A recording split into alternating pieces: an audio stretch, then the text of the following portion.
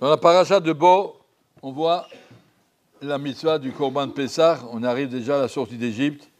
Akadosh Baruch Hu dit à Moshe Rabbeinu, Achodesh hazeh lachem rosh chodashim. Ça y est, on va commencer la sortie d'Égypte. Il donne à Moshe Rabbeinu toutes les instructions du Korban de Pessah. Shmartem et hamatzot. Vayikra Moshe l'chozik bnei Yisrael, vayomer alehem mishru kru lachem tzon.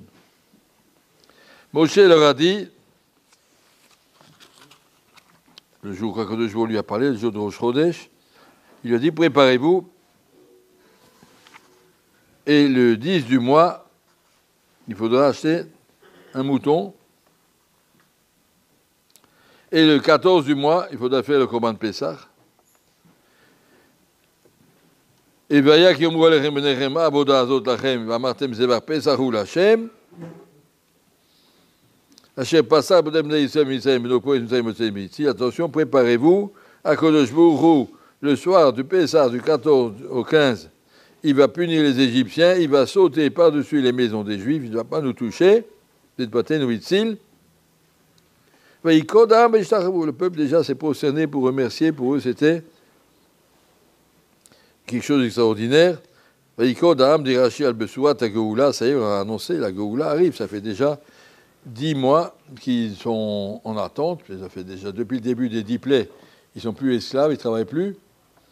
Et maintenant, ils sont en train de voir, on arrive au bout, la Géoula, Moshe a annoncé, attention, achetez un mouton, Akadosh Baruch Hu va passer dans toutes les maisons, vous, le sang du Korban de Pessah sur les portes va vous protéger. Il a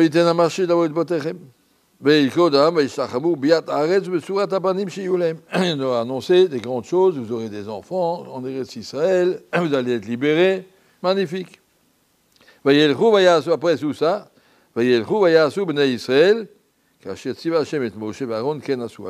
sont partis et ils ont fait tout ce que Moshe leur a demandé. Omer Rashi, Chikvar Asu. Toute cette paracha a été dite à Rosh Chodesh. On ne peut pas dire ils sont allés le faire, ils n'ont pas fait. À Rosh Chodesh, ils ont entendu que le 10 du mois, ils devront acheter un mouton et que le 14, ils devront le sacrifier et que la nuit du 14 au 15, il y aura Makat Bechorot et que le 15, ils vont sortir. Ils n'ont pas fait. Ce qu'ils devaient faire, c'est acheter le mouton le 10 et le sacrifier le 14. Mais Rosh Chodesh, cette paracha a été écrite à Rosh Chodesh. Et là, Mikivan Shekiblu Alehem, Malé ala Katouf Kilo Vasaou. Il y a marqué dans ce passouk, comme ça, Rashi ici de la Mechilta, dès qu'ils ont décidé qu'ils vont le faire, comme Moshe leur a demandé à Rosh Chodesh, je dis, allez acheter un mouton, vous aurez le courage. Le mouton, c'était la Vodazara des Mitzrim. Il fallait le courage pour y aller et le faire et le griller en public. Et ça, c'était pas simplement comme ça, une petite affaire. Il fallait vraiment prendre courageusement, savoir, on est Marmin, Bachem. Il y a beaucoup de Juifs qui n'ont pas voulu sortir, qui sont restés. Mais ceux qui ont décidé de le faire, le passouk nous dit, Kiblu alehem la asot, malé alehem akatou kilu asu. Puisqu'ils ont décidé de le faire, ils ont déjà le srout, c'est marqué dans le Sefer Torah, Vayasu, même qu'ils ne l'ont pas encore fait. Rabbeinu Yonah, dans Mishnah, dans Pirkei Avot, il nous dit, Kol shechochmato meruba mima'asa, une Mishnah comme ça, quelqu'un qui a plus d'intelligence, de connaissance, de compréhension que de ses actes.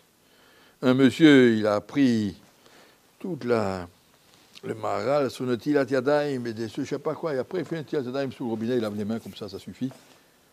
La Mishnah nous dit, en chochmato mikre, mais ce n'est pas une chochma qui tient. Le kol shechochmato meruba michochmato, mais quelqu'un qui a plus de maasim, de mitzvot, que de connaissances, chochmato mitkayemet. Il demande Rabbeinu Yonah, comment on peut avoir plus de maasim que de chochma? Comment si je ne connais pas les halachot, je ne connais pas. Comment je peux dire j'ai le srout d'avoir fait netilat yadayim alors je ne connais pas les halachot? Il répond d'après ce Rashi. Rabbeinu Yonah, il cite place Rashi, c'est le Midrash. Vayelchu vayasu kivat shekiblu alehem laasot.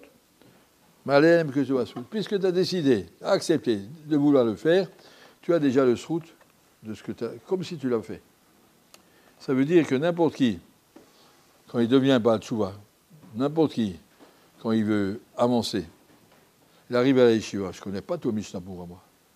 Mais j'ai compris que je ne veux pas tricher. Je veux faire tout le Mishnah Berurah. Au fur et à mesure que je l'apprendrai, je m'engage de tout mon cœur à ne pas désobéir au Mishnah Berurah. Là, la halakha, elle est marquée là-bas.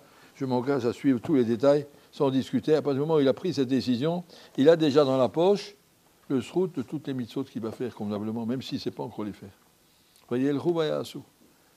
Et puisque tu as le srout de le faire, de l'avoir fait, mitzvah goriret mitzvah, ça va te permettre de le faire. Puisque tu as décidé de le faire, ça donne le srout comme si tu l'as fait. Une fois que tu l'as fait, mitzvah goriret mitzvah, tu arriveras à le faire, tu verras. Des choses qui ont l'air compliquées, et puis comment je vais... Tu as décidé de faire, je ne bougerai pas du Mishnah Berurah, je ne bougerai pas de la halakha. Quand j'ai une shayla, je te montrerai un Rav, je ne serai pas posé tout seul. Voyez, le rouvaya asou bnei Israël. Ça, c'est un pasouk, un des psukim les plus encourageants de tout le chumash.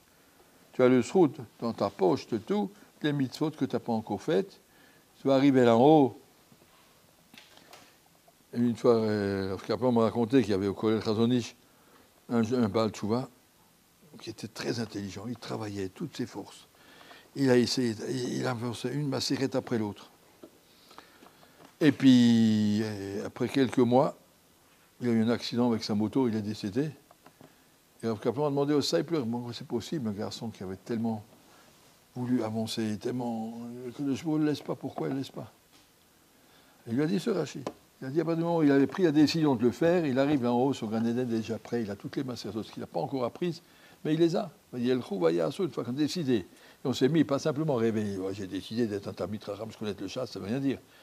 Décider, ça veut dire vraiment faire un programme. Il y a le rouvaya asou, que ce soit quelque chose de concret dans ma vie. Je prends un engagement sur ça. Tu l'as déjà. Il arrive en haut, on lui apprendra les macérates qu'il n'a pas apprises, mais il a déjà sa place là-bas. Et le rouvaya asou, ça il faut savoir que quelqu'un qui prend un engagement honnête devant un Kadosh Baruch Hu, comme c'est Bnei Israël, qu'ils ont dit, le 10, on ira acheter le mouton, que ce soit difficile ou facile, le 14, on va faire la shrita, on va le griller devant tous les Égyptiens qui vont nous narguer, qui vont nous crier, on le fera. Vous voyez le rouvaya asou, ken asou, c'est fait. Béat Hashem qu'on utilise ça pour beaucoup de choses. Merci.